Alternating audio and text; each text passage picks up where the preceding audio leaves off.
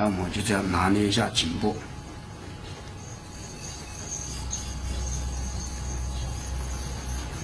两边都拿捏一下啊，拿捏的时候一定注意到这个动脉啊，这个动脉血管。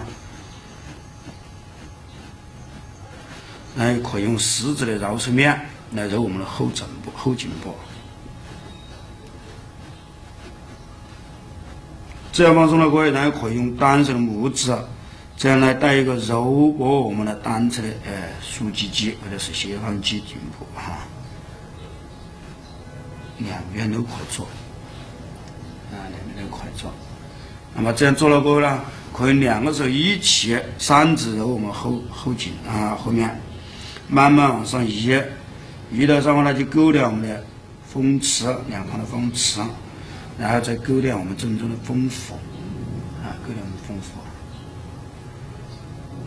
那么这做了过后，然后我们就拿一下肩，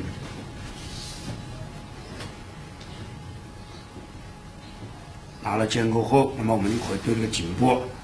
进行摇，摇了这个手放在我们对侧的肩峰这个位置，来一个手扣到头上，这样慢慢的两个手的一个配合。来这往下，来看看这个肘关节和我们对侧的这个手的一个配合，手腕的配合。你看这个肘关节抬高，腕关节抬高，你看这个头就摇过来了。这回过来我们再看看这个，你看这样，先是手腕抬高，来慢慢你看肘关节抬高，这个头就旋了，它就旋转了。对，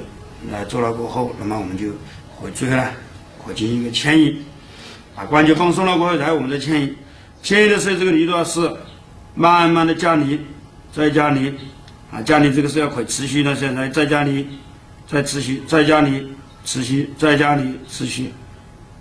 然后你们看看放松的时候，你看他的身体就知道，你看这个放松的身体的推出的幅度是比较大的